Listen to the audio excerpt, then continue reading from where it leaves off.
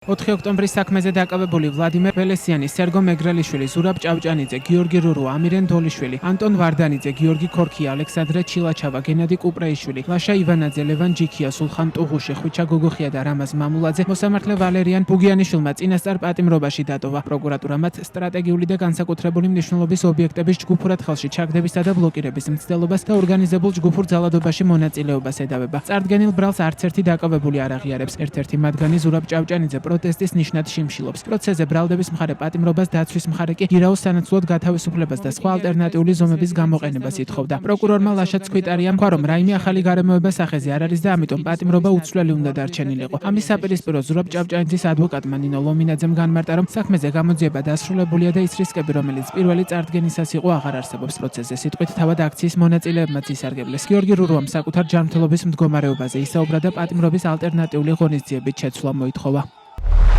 მე შემიძლია აგიხსნათ სამედიცინო კუთხით ჩემი ჯანმრთელობის მდგომარეობა. ამას წინათ ექიმი იყო ციხეში შემოსული, მან მითხრა ასეთი რამ, როცა გაეცნო შედეგებს, ახლოს ხართ თირკმელების დაკარგვასთანო. მაქვს კენჭებით, საპატიმროში ყოფნა არის სამედიცინო ნორმებს მოკლებული და ყველაფერს რომ თავი დავანებოთ, კანონითაც მაქვს უფლება ჩემი სიცოცხლე და ჯანმრთელობა უკეთ იყოს დაცული და არ მომადგეს ზიანი, რაც შეიძლება მომაყენოს საფხრობილი. ჩავიტარე კონტრასტული კვლევა. ექიმმა მითხრა, რომ იმდენად რთული მდგომარეობაა თირკმელებში, რომ ქირურგიულ ჩარევასაც ვერ დაუშვებო. უნდა ეცადო, რომ იცხოვრო ჯანსაღ პირობებში, უნდა აკონტროლო თავის სამედიცინო კუთხით, რომელიც გულისხმობს ანალიზებს. თული პაციენტი ვარ სამედიცინო კუთხით, დიდი ახსნა არ სჭირდება იმას, რომ საპყრობილეში შეუძლებელია და სავალალო შედეგი შეიძლება მოჰყვეს. გაითვალისწინეთ საქართველოს კონსტიტუციის მუხლი, რომელიც სიცოცხლის და ჯანმრთელობის უფლებას ითვალისწინებს და აქ სადავო არაფერია და არ უნდა იყოს სახელმწიფო აქტორი ამ მოქმედებაში. გაითვალისწინეთ აღკვეთის ღონისძიების შეცვლის მოთხოვნა. უამრავი ალტერნატივა არსებობს. დღესვე თბილისის საქალაქო სასამართლოში 4 ოქტომბრის საქმეზე დაკავებული კიდევ 15 პირის წინა სასამართლო პროცესი გაიმართა. მოსამართლე ლელა კალიჩენკომ, 13 პირი დავით ჟღენტი, ალექსანდრე გოგოლაძე, კახაბერ მჟავანაძე, ევა შაშიაშვილი, დავით სტურუა, გოჩა ყადაშვილი, სულხან აბრალოვა, კონსტანტინე კოკაია, ზაქრო ალბუთაშვილი, დათო ღურწკაია, გენადი კელიხაშვილი, რამაზ ჯორბენაძე და ჯანდრი თირქია წინასწარ პატიმრობაში დატოვა. გიორგი ჩახუნაშვილისა და იადარა ხველიძის აღკვეთი ღონისძიების ზომა კი არ გადასინჯულა. ისინი გირაოს სანაცვლოდ არიან გათავისუფლებულები. პროკურორი ვაჟა თოდუა ახალი დანაშაულის ჩადენის მტკიცებულებათა განადგურებისა და მიმალვის საფრთხის საბაბით დაკავებულთა პატიმრობაში დატოვებას ითხოვდა. სხდომაზე ერთ-ერთმა დაკავებულმა ზაქრო ალბუთაშვილმა თქვა, რომ თირკმლის სიმსივნე აქვს და მოსამართლეს გადაწყვეტილების მიღებისას მისი და სხვა დაკავებულების მდგომარეობის გათვალისწინება სთხოვა.